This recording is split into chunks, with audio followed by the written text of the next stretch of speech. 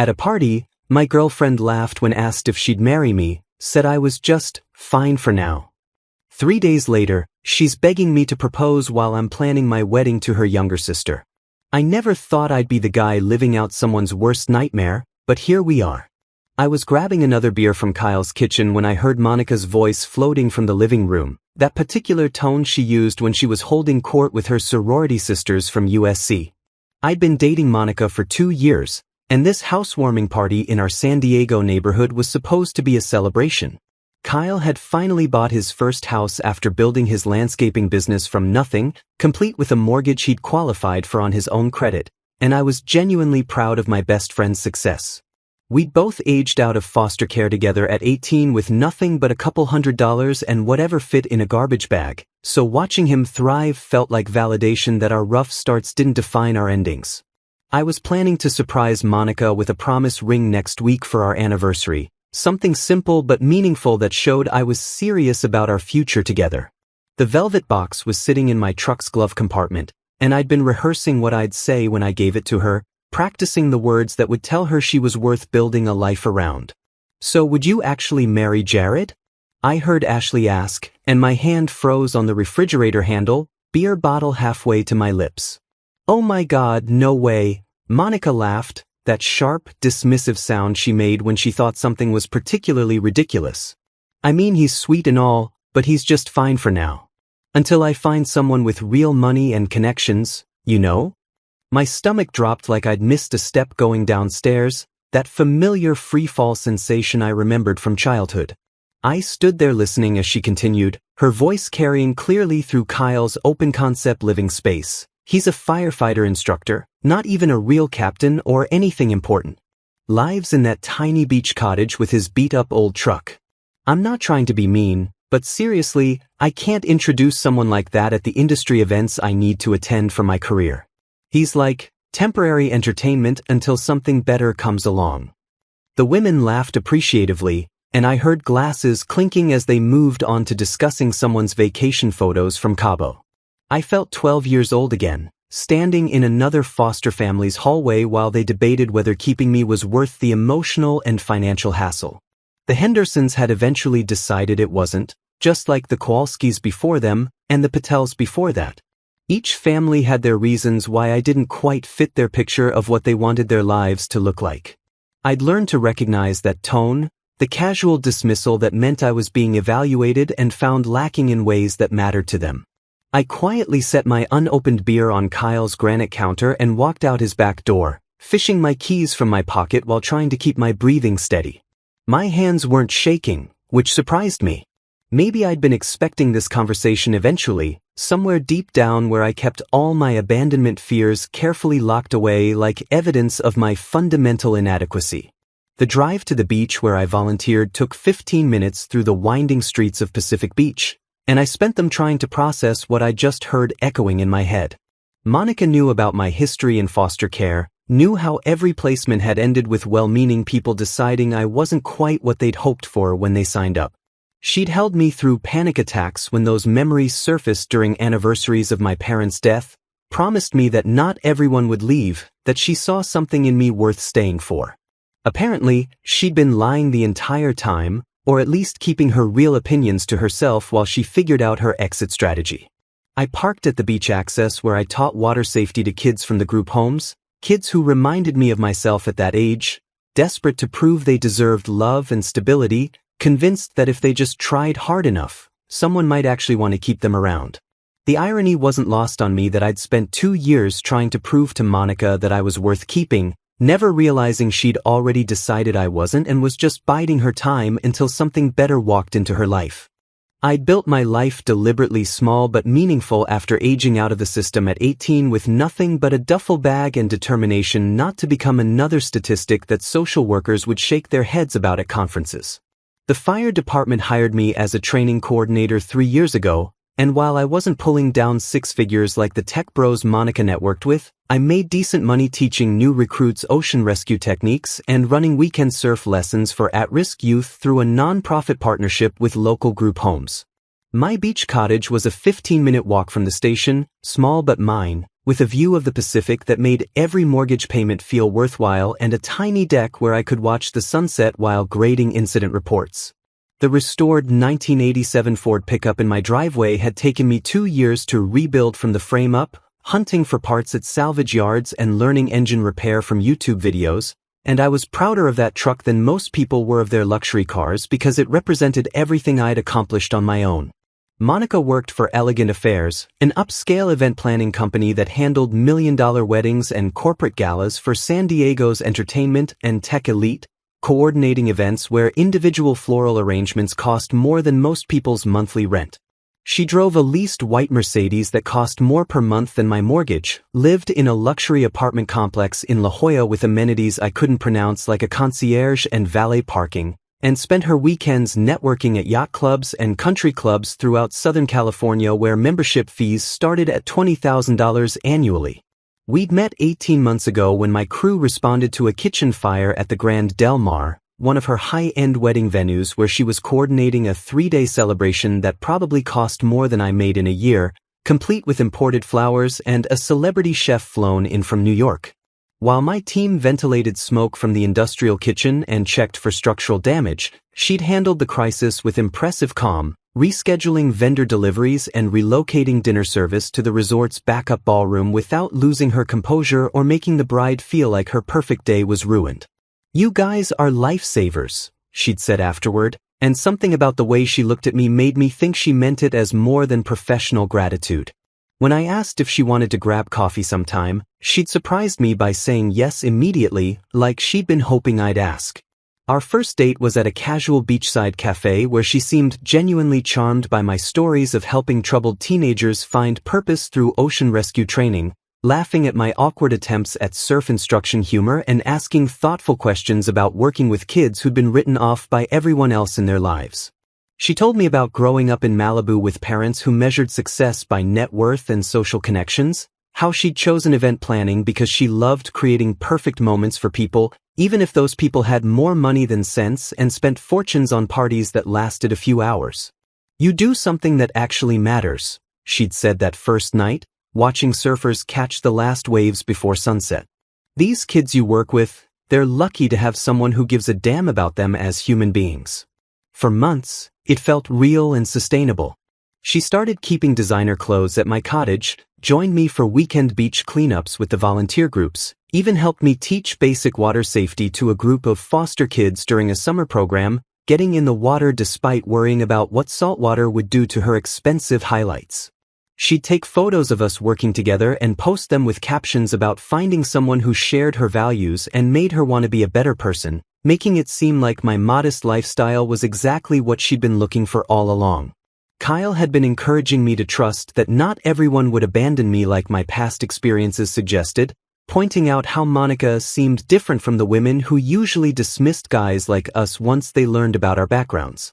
"She's not running when she sees where you live or what you drive," he'd remind me when my old fears surfaced during quiet moments. "She's choosing to be here every day, man. That has to mean something real." I'd started believing him, started thinking maybe I'd found someone who valued substance over status, someone who saw my work with at-risk youth as meaningful rather than just a job that didn't pay enough to afford the lifestyle she was accustomed to. Monica would curl up next to me on my beat-up couch and listen to stories about kids like Marcus, who'd gone from weekly discipline problems to becoming a certified junior lifeguard, or Elena, who'd used the confidence she'd gained from mastering ocean rescue techniques to stand up to her abusive foster parents and demand a placement change that might actually stick. "You're changing lives every single day," Monica would say, tracing patterns on my chest while we watched the sunset from my tiny deck. "These kids will remember you forever, long after they forget every teacher who gave up on them." She'd seemed genuinely moved by the thank you letters I'd get from program graduates, carefully reading each one and asking about their progress months later, remembering details about their struggles and victories that I thought only I cared about. When Marcus got accepted to community college with a partial scholarship for academic improvement, Monica had insisted we celebrate with dinner at her favorite restaurant, an expensive steakhouse where she'd proudly introduced me to her colleagues as her boyfriend who worked with underprivileged youth and was making a real difference in the world. But apparently, that was all performance. carefully calculated to make her seem deeper and more socially conscious than she actually was, like wearing my compassion as an accessory that made her look more interesting to her wealthy friends. The woman who'd held my hand during the memorial service marking 15 years since my parents' car accident, who'd promised me that my past didn't define my worth and that she loved me for exactly who I was, had been privately viewing our entire relationship as a temporary arrangement until someone more suitable came along. Standing on the beach where I'd taught dozens of kids that they were capable of saving lives and deserving of love, I realized Monica had been doing exactly what every foster family had done, keeping me around until something better became available, making me believe I belonged while secretly counting down the days until she could upgrade to a more appealing option that better matched her real ambitions. For 5 days, I became a ghost in my own life, avoiding every place Monica might think to look and immersing myself so completely in work that my captain started asking if everything was okay at home. I took on extra training sessions with new recruits, volunteered for weekend emergency response shifts, and spent my nights camping on the beach with nothing but a sleeping bag and the sound of waves to drown out the 27 missed calls and 43 text messages that kept lighting up my phone. Monica's messages started confused and demanding, progressing through anger, bargaining, and finally panic as she realized I wasn't just sulking but had genuinely disappeared from her orbit. "Where are you? Kyle said you left his party early and haven't been home," evolved into, "This is ridiculous, Jared. Whatever happened we can talk about it like adults," then finally to, "I'm scared. Please just tell me you're okay. I don't understand what I did wrong." I only responded once, a brief text that said, "I heard what you really think of me at the party and I need time to figure out what that means for us." Her reply came within minutes. "What are you talking about? I don't remember saying anything about you." Either she was lying or she was so comfortable dismissing me that the conversation hadn't even registered as significant. Monica appeared at my fire station during shift change, cornering my captain to ask if I was avoiding her, then showed up at my cottage so many times that my neighbor Mrs. Rodriguez started texting me updates about the white Mercedes parked outside like she was running surveillance. She even tracked down Kyle at his nursery business, demanding to know where I was staying and what exactly I thought I'd heard, but Kyle had my back the way he always did, telling her only that I needed space to process whatever was bothering me. "He's being dramatic," Monica told Kyle, according to his later report to me. "We had a perfectly normal evening and now he's acting like I committed some unforgivable sin." The most desperate move came when she showed up at my youth surf program, arriving during a Saturday morning lesson when I was in the water with 8 kids from various group homes, trying to force a conversation in front of children who'd already seen too many adults lose their composure. "Jared, we need to talk right now," she called from the beach, her designer sandals completely inappropriate for the sand, her voice carrying the kind of authority she used with vendors who weren't meeting her standards. I guided the kids back to shore and asked my volunteer assistant to take over while I dealt with what was clearly an emergency, though not the kind Monica was pretending it was. "Not here," I said quietly, walking her far enough from the kids that they couldn't hear us. "These children don't need to see adults fighting. Then stop ignoring me and come home so we can figure this out like reasonable people," she hissed, her perfectly applied makeup starting to smudge in the ocean breeze. "I heard you, Monica. At Kyle's party. You told your friends I was temporary entertainment until you found someone better." Her face went through several expressions, confusion, realization, then calculation as she figured out how to minimize the damage. "You're taking that completely out of context. We were just talking girl talk, you know how that goes. You said I wasn't marriage material. That you couldn't introduce someone like me at your industry events. I was venting about feeling pressure from my parents, that's all. You know how they are about status and connections." Even now, caught red-handed, she was trying to reframe her cruel dismissal as somehow being about other people's expectations rather than her own judgment. I watched her scramble for explanations while 8 kids waited in the surf for me to return, kids who understood better than most adults what it felt like to be unwanted, and I realized I was done with this conversation and everything it represented. 2 days later, I was sitting on my cottage deck grading incident reports when an unfamiliar car pulled into my driveway, a modest Honda Civic that looked completely out of place compared to the luxury vehicles Monica usually surrounded herself with. I watched Haley step out, Monica's younger sister whom I'd met exactly 3 times at family gatherings, and I immediately tensed because family intervention was the last thing I needed right now. But instead of the confrontational energy I expected, Haley approached my deck with her hands visible and her expression genuinely apologetic, like someone coming to confess rather than lecture. "I know you probably don't want to see anyone from Monica's family right now," she said, stopping at the bottom of my deck stairs without invitation. "But I need to tell you something about what happened at that party, something Monica doesn't know I witnessed." Haley was 24, a marine biology graduate student at UC San Diego working on her master's thesis about coral reef restoration, and she'd always struck me as the quieter, more thoughtful Williams sister during our brief interactions at holiday dinners and family barbecues. Where Monica commanded attention with her polished confidence and designer outfits, Haley preferred practical clothes and seemed more comfortable listening than performing, asking genuine questions about my work with at-risk youth while Monica networked with her parents' influential friends. "I was in Kyle's kitchen getting ice when I heard Monica talking to her sorority sisters," Haley continued, her voice steady but clearly rehearsed, like she'd been practicing this confession. "What she said about you being temporary entertainment, about not being marriage material, it was horrible and cruel and completely unfair." She climbed the steps slowly, giving me time to object, then sat in the chair across from mine when I didn't tell her to leave. "But there's more you need to know, things she's been saying privately that make this whole situation even worse." I set down my pen and focused entirely on Haley, noting how different she looked from her older sister despite sharing the same basic features. Where Monica spent hundreds monthly on salon treatments and designer makeup, Haley's hair was sun-bleached from hours spent diving at research sites, her skin slightly weathered from outdoor work, her clothes practical rather than fashionable. "Monica's been lying to you about more than just her feelings," Haley said, her green eyes meeting mine directly. "She's been planning to get pregnant and force a proposal, telling our parents and her friends that she's ready to lock down your relationship before you realize you could do better." The words hit me like a rogue wave, unexpected and disorienting. "What are you talking about?" "She stopped taking birth control 3 months ago without telling you, started tracking her ovulation cycle, even bought pregnancy tests in bulk because she was so confident her plan would work." Haley pulled out her phone, scrolling to screenshot evidence.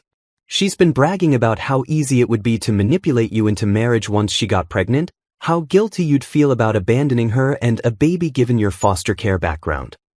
I stared at the text conversation Haley showed me, messages between Monica and their mutual friend Jessica discussing strategies for accidental pregnancy, timeline calculations, and Monica's excitement about transforming me into husband material once I was trapped by parental responsibility. "She thinks you're too nice and too damaged to leave a pregnant girlfriend," Haley continued, her voice getting quieter as she delivered the most painful revelations. "She told Jessica that your abandonment issues make you the perfect target because you'd never risk doing to a child what was done to you." The manipulation was breathtaking in its calculated cruelty, using my deepest trauma as a weapon against me, but what struck me most was watching Haley struggle to deliver this information, clearly distressed by her sister's behavior rather than defending it. "Why are you telling me this?" I asked. "Because it's wrong, and because I've had feelings for you since we met at last year's family barbecue, and I couldn't watch her destroy a good man with lies and manipulation." The admission hung between us, honest and vulnerable in a way that reminded me how differently the Williams sisters approached the world. "I know that's complicated and probably the last thing you want to hear right now, but watching Monica treat you like some kind of project to be managed instead of a person to be loved has been making me sick for months." Haley's confession shifted everything I thought I understood about the family dynamics I'd been navigating, revealing that someone had been seeing Monica's true nature and feeling horrified by it rather than impressed. "I've wanted to warn you, but I didn't know how without seeming like I was trying to sabotage my own sister's relationship for selfish reasons." Before I could respond, we heard the familiar sound of Monica's Mercedes pulling into my driveway with unnecessary aggression, gravel scattering as she parked behind Haley's Honda. Monica emerged from her car like a woman ready for war, her expression shifting from anger to shock when she spotted Haley sitting comfortably on my deck. "What the hell is going on here?" Monica demanded, her voice carrying across the small space between us. "Haley, what are you doing?" "I'm telling Jared the truth about your pregnancy scheme and your real feelings about him," Haley replied with calm certainty, standing to face her sister. "Someone needs to treat him with basic human decency." Monica's face went through several colors as she processed what Haley had revealed, then settled on a dangerous shade of red that meant someone was about to get the full force of her fury. "You manipulative little bitch," Monica snarled, climbing my deck steps without permission. "You've been waiting for any excuse to move in on my boyfriend, haven't you? Your temporary entertainment, you mean?" Haley shot back, using Monica's own words against her. "The man you described as not marriage material to anyone who would listen?" The confrontation escalated quickly, two sisters who'd apparently been harboring resentments and competing for unclear stakes finally having the fight they'd been avoiding for months. But then Monica played what she clearly thought was her winning card, the manipulation she'd been preparing to use before Haley's intervention ruined her timeline. "Well, congratulations, you can have my sloppy seconds," Monica announced with theatrical satisfaction. "Because I'm pregnant with Jared's baby, and we're going to be a family whether he likes it or not." The silence that followed was deafening, broken only by the sound of waves crashing below us and Monica's satisfied smirk as she waited for her pregnancy announcement to devastate both Haley and me into submission. I looked at Monica standing on my deck like she just announced winning the lottery, her pregnancy claim hanging in the air between us like a weapon she expected would end all discussion and force me back into line. But instead of the devastation she was clearly anticipating, I felt nothing but cold clarity as all the pieces of her manipulation finally clicked into place. "When did you find out?" I asked calmly, pulling out my phone to check the calendar. "Because according to my calculations, we haven't been intimate in over 3 weeks, not since you started acting distant and picking fights about my work schedule." Monica's confident expression faltered slightly, but she doubled down with the kind of desperate improvisation I'd seen her use when event vendors delivered the wrong flowers. "I've been feeling sick for days, and I took 3 pregnancy tests this morning and they were all positive." "Show me the tests," I said, standing up from my chair. "And then we're going to your doctor for confirmation because if you're really pregnant, we need to discuss what that means for everyone involved." Haley was watching this exchange with obvious skepticism, and I could see her doing the same timeline math I was, realizing that Monica's pregnancy announcement was suspiciously timed to coincide with her exposure rather than any actual biological reality. "I don't have to prove anything to you," Monica snapped, her voice taking on the shrill quality it always carried when she felt cornered. "A woman knows her own body." "You're right," I agreed. "But a man has the right to medical confirmation before making life-altering decisions based on someone's claims, especially when that someone has been lying about birth control for months." Over the next hour, I watched Monica's pregnancy story crumble under the weight of basic questions and timeline inconsistencies, her elaborate scheme unraveling as she struggled to maintain lies she hadn't fully thought through. Kyle arrived during the middle of this confrontation, called by my text asking for backup, and he brought his laptop bag containing the research we'd been conducting since Haley's initial revelations about Monica's deception. "Show him what we found," I told Kyle, who opened his laptop and displayed the screenshots of Monica's social media activity that painted a completely different picture of our relationship than the reality I'd been living. Monica had been curating our Instagram presence to make my career and modest beach lifestyle appear more glamorous and financially successful than they actually were, editing captions to imply I was a fire captain rather than an instructor, photographing my cottage from angles that made it look larger and more upscale, even posting images of expensive restaurants with vague captions suggesting we dined there regularly when we'd actually only gone once for her birthday. "You've been telling your colleagues I'm a fire captain?" I asked, scrolling through posts where she'd tagged me with false titles and accomplishments. "You've been pretending I make more money than I actually do?" "I was trying to make you look good," Monica protested, but her voice lacked conviction as the evidence mounted against her. "People judge based on appearances, and I wanted them to see how successful you really are." But the most damning evidence was Kyle's discovery of Monica's Pinterest boards and saved Instagram posts, collections of luxury engagement rings and wedding venues that cost more than my annual salary, coupled with search histories on her laptop showing extensive research into how to get pregnant quickly and signs your boyfriend is ready to propose. You've been planning this manipulation for months, Haley said, reading over the evidence with obvious disgust. You never intended to build a life with Jared, you intended to trap him into funding the lifestyle you think you deserve. Kyle had also uncovered evidence that Monica had been telling her coworkers and friends that she was pushing me to apply for higher-paying corporate safety consulting positions that would require me to abandon my youth programs, presenting this as career advancement rather than admitting she was embarrassed by my actual work. You want me to quit working with at-risk kids because it doesn't pay enough to support your designer handbag addiction, I said, the full scope of her manipulation finally becoming clear. You've been systematically undermining everything that actually matters to me while pretending to support my values. Monica's attempts at damage control became increasingly desperate as each lie was exposed, her explanations growing more elaborate and contradictory until she finally abandoned all pretense and revealed the calculating mindset that had driven her behavior from the beginning. Fine, you want the truth? She screamed, her perfectly composed facade finally cracking completely. I've been dating beneath my standards for 2 years, waiting for you to grow up and become the kind of man I can actually build a future with, and I'm tired of pretending your little rescue missions are more important than providing for the woman you claim to love. The words hung in the air like a confession, revealing exactly how she'd viewed our entire relationship and validating every fear I'd carried about not being good enough for someone like her. Except now I realized the problem had never been my adequacy but her inability to recognize value beyond dollar signs and social status.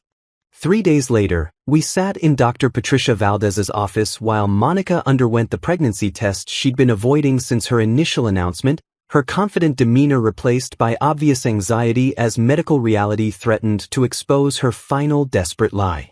I'd insisted on accompanying her to ensure she actually went through with the appointment rather than fabricating results, and Haley had come along as moral support for what we all suspected would be another revelation of Monica's dishonesty.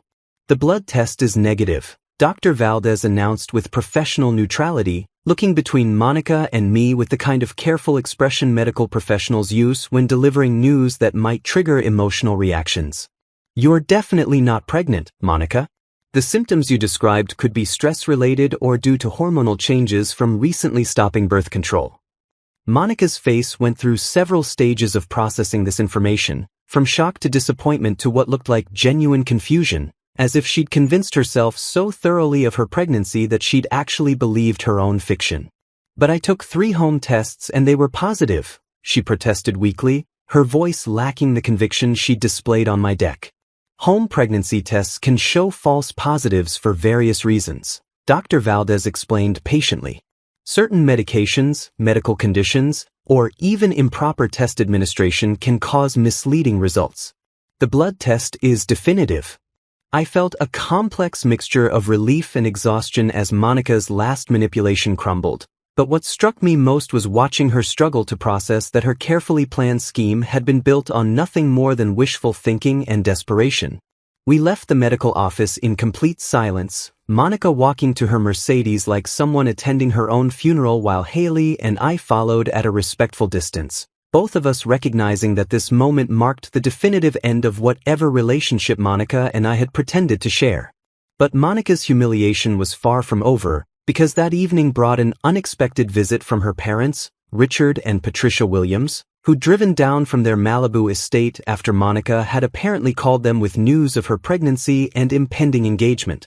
I answered my door to find 2 people who'd always treated me with barely concealed disdain standing on my porch holding a bottle of expensive champagne and wearing expressions of forced congratulation. Jared, congratulations on the wonderful news, Richard announced with the kind of enthusiasm wealthy people use when they're pretending to be happy about developments they actually find distressing. Monica told us about the pregnancy and that you're planning to propose, and while this isn't exactly how Patricia and I envisioned our daughter's engagement, we want to support you both during this transition.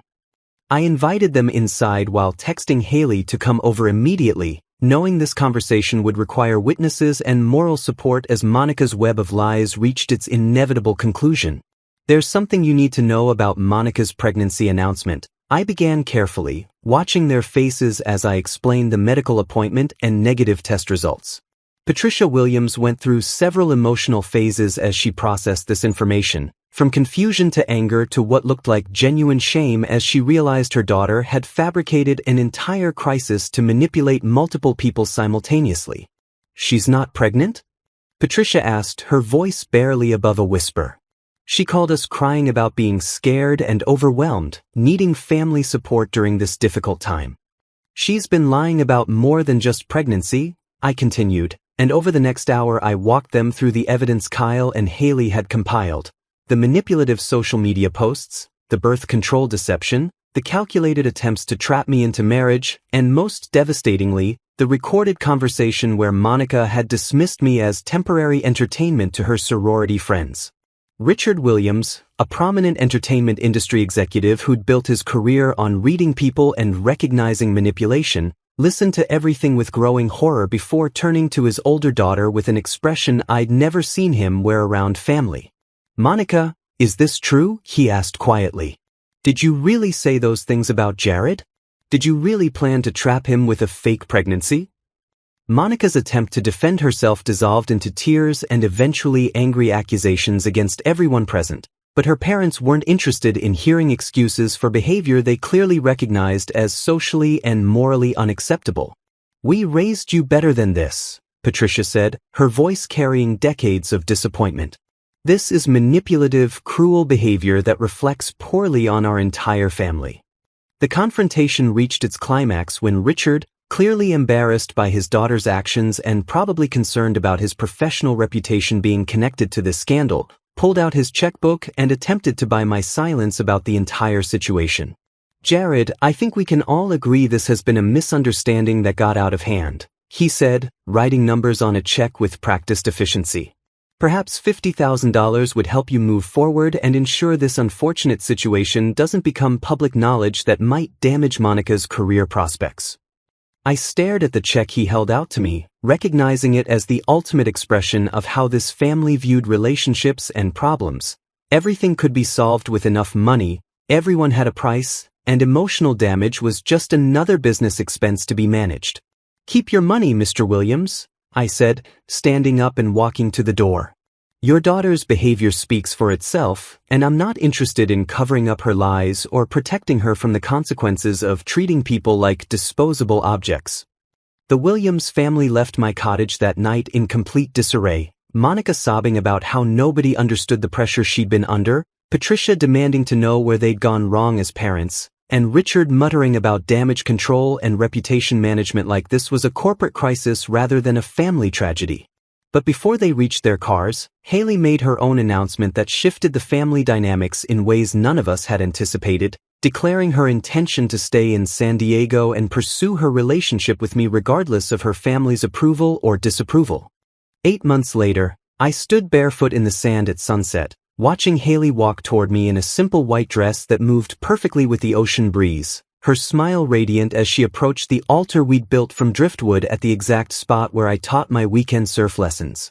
The ceremony was everything Monica's elaborate wedding fantasies had never been: genuine, meaningful, and surrounded by people who actually cared about our happiness rather than the size of our budget or the exclusivity of our venue. Kyle stood beside me as best man, grinning like he'd personally orchestrated this entire love story, while Haley's maid of honor was Elena, one of my former students who'd become a marine biology major at UC San Diego after our youth programs helped her discover her passion for ocean conservation. The guest list was a beautiful mixture of former foster kids who'd become family, firefighters and emergency responders who'd supported me through the Monica crisis, marine biologists and environmental activists from Haley's research community, and the handful of teachers and mentors who'd shaped both our lives in meaningful ways. Dr. Valdez, who'd become an unexpected friend during the aftermath of Monica's pregnancy deception, performed the ceremony with warmth and humor that reflected how much our relationship had grown from crisis to genuine partnership. Jared and Haley have asked me to speak about the difference between loving someone for who they might become versus loving them for exactly who they are right now, Dr. Valdez began, her words carrying extra weight given how she'd witnessed the contrast between my relationships with both sisters. Haley had spent the past year helping me establish the Pacific Coast Youth Foundation, a nonprofit organization that combined ocean safety training with marine conservation education for underserved communities, postponing her prestigious fellowship opportunity because she believed our work together was more important than advancing her individual career. "When someone loves you authentically," I said during my vows, looking into Haley's eyes while waves crashed behind us, "they don't try to change your priorities or diminish your passions. They find ways to support and enhance what already makes you who you are." We'd received an unexpected letter from Monica 3 weeks before the wedding, sent from New York City where she'd relocated to work for a high-profile celebrity event planning firm, and while I'd initially considered throwing it away without reading, Haley had convinced me that closure required acknowledging Monica's attempt at communication. The letter was surprisingly honest, acknowledging her manipulative behavior and expressing what seemed like genuine remorse for the pain she'd caused, though she stopped short of taking full responsibility for the calculated nature of her deception.